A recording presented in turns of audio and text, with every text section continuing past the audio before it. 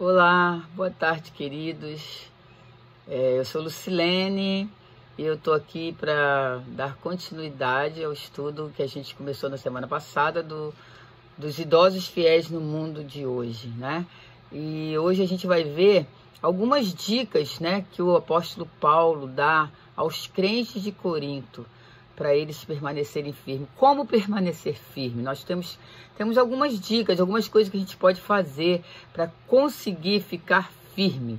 Então, primeira coisa que ele fala, né, diante do quadro da dificuldade para manter a fidelidade, até nós que já aceitamos o Senhor como nosso Salvador, através de Cristo, até nós temos essa dificuldade. Então, o apóstolo Paulo, ele, em 1 Coríntios 16:13, ele faz o seguinte apelo. Ele fala assim: estejam vigilantes, mantenham-se firmes na fé, sejam homens de coragem, sejam fortes. Olha só, em um versículo só, ele dá várias instruções de como a gente pode permanecer fiel. Então, estejam vigilantes. É a primeira recomendação. A vigilância é requisito exigido de quem tem um caminho a percorrer, uma tarefa a realizar, de quem tem um compromisso a cumprir. Estar vigilante é estar atento, estar consciente, estar, olho vivo. Né? O cristão é uma pessoa comprometida com Cristo e que recebe dele uma missão que a gente precisa cumprir.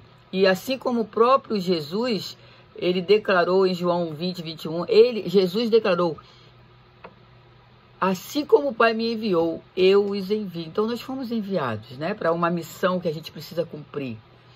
O cristão, ele é alvo de adversários que estão empenhados em impedi-lo de obter sucesso em sua missão. Por isso, ele recebe também as seguintes advertências: vigiem e orem, para que não caiam em tentação. O espírito está pronto, mas a carne é fraca. Tá em Lucas 26:41. E sejam sóbrios e vigiem. O diabo, o inimigo de vocês, anda ao redor como leão, rugindo e procurando a quem possa devorar. 1 Pedro 5:8. Quantas instruções, né? Quantos conselhos para nos ajudar a ficarmos firmes. O vigilante, ele não é surpreendido pelas ciladas da infidelidade. Se você vigia, é muito mais difícil de você cair nas ciladas. Mantenham-se firmes na fé, é a segunda recomendação. Estar firme na fé significa cuidar dos fundamentos da fé, dos seus alicerces, reforçá-los, não afastar da sua estrutura, não corrompê-la e repelir pelo robustecimento dela tudo que procura miná-la. Então a gente precisa cuidar das estruturas e a gente tem que estar atento para botar para fora aquilo que tenta minar a nossa estrutura.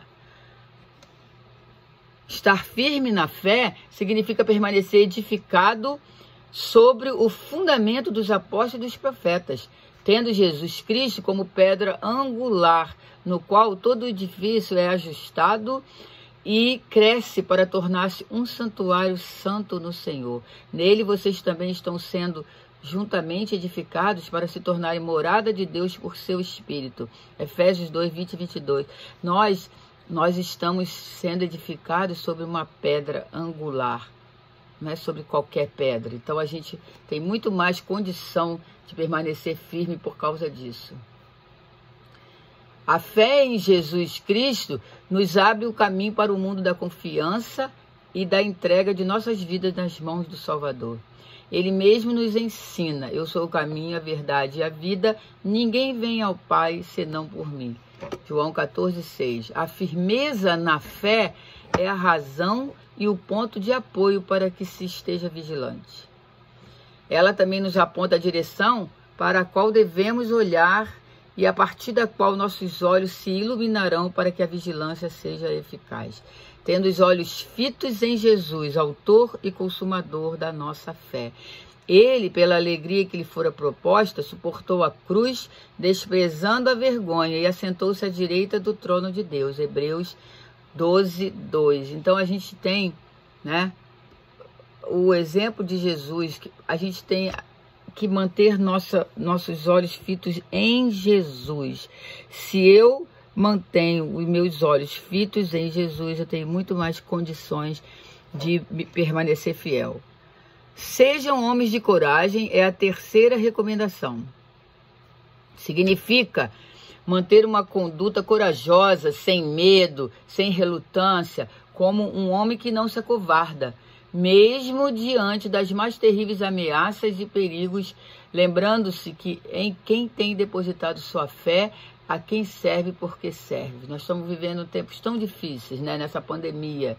E a gente, às vezes, fica colocando a nossa fé na vacina, nos governos, né? Mas nós não podemos. Nós temos que colocar a nossa fé em Deus, né? E colocando a fé nele é que a gente vai conseguir seguir, porque é muito difícil, né? O que está à nossa frente. Nós não conseguimos saber. Então, a gente precisa depositar a nossa fé no Senhor, né? Que é o autor e consumador da nossa fé. Isso significa que a gente pode passar fome, mas não vender a nossa primogenitura. A gente vai ser tentado, mas a gente saberá repelir a tentação como Jesus o fez. Nós seremos desprezados, mas aceitaremos o desprezo, como o nosso mestre suportou e tomou a postura de Paulo quando disse: por essa causa também sofro, mas não me envergonho, porque sei em quem tenho crido, estou bem certo de que ele é poderoso para guardar o meu depósito até aquele dia. 2 Timóteo 1,12. Paulo nos dá um exemplo muito grande de quem suporta aflições, lutas, perseguições, né? Tanto tipo de sofrimento por amor a Jesus e para poder permanecer firme. Ele suporta fome, frio, abandono, prisão, açoites, né? E a gente precisa aprender com o exemplo de Paulo, que a gente precisa resistir, né? Não ficar desesperados diante da situação, que é uma situação que a gente não tem controle. Ser homem de coragem significa tomar para si o cântico de vitória que Paulo escreveu em Romanos 8, de 31 a 39, que diz: que diremos, pois, diante dessas coisas? Se Deus é por nós, quem será contra nós? Que maravilha, né? Aquele que não poupou a seu próprio filho, mas o entregou por todos nós, como não nos dará juntamente com ele de graça todas as coisas? Quem fará alguma acusação contra os escolhidos de Deus? É Deus quem os justifica. Quem os condenará? Foi Cristo Jesus que morreu e mais, que ressuscitou e está à direita de Deus e também intercede por nós. Quem nos separará do amor de Cristo? Será tribulação, ou angústia, ou perseguição, ou fome, ou nudez, ou perigo, ou espada? Como está escrito: por amor de ti, enfrentamos a morte todos os dias. Somos considerados como ovelhas destinadas ao matadouro. Mas em todas estas coisas somos mais que vencedores por meio daquele que nos amou. Pois estou convencido de que nem morte, nem vida, nem anjos, nem demônios, nem o presente, nem o futuro, nem quaisquer poderes, nem altura, nem profundidade, nem qualquer outra coisa na criação será capaz de nos separar do amor de Deus que está em Cristo Jesus, nosso Senhor. Romanos 8, de 31 a 39. Que texto maravilhoso, né? Sejam fortes, é a quarta recomendação. Ela corrobora todas as demais. Todavia, acrescento o incentivo de ampliar, de reforçar a capacidade de resistir. Significa ficar firme sempre, mostrando esta firmeza ao manter as trincheiras e consolidar as vitórias alcançadas, como o próprio apóstolo declara após dizer que: mas graças a Deus que nos dá a vitória por meio de nosso Senhor Jesus Cristo. Portanto, meus amados irmãos, mantenham-se firmes e que nada os abale. Sejam sempre dedicados à obra do Senhor, pois vocês sabem que no Senhor o trabalho de vocês não será inútil. 1 Coríntios 15, 57 e 58. Queridos, nós temos muita ajuda para a gente permanecer firmes. A palavra de Deus, ela está repleta de conselhos, de promessas que nós temos que tomar posse para a gente permanecer firme. E o nosso Senhor, Ele merece a nossa fidelidade. né? Hoje nós vamos parar aqui e no nosso próximo encontro da semana que vem a gente vai continuar com mais algumas armas que o Senhor nos dá para resistir, para nos manter firmes, tá, queridos? Então até lá, que Deus os abençoe.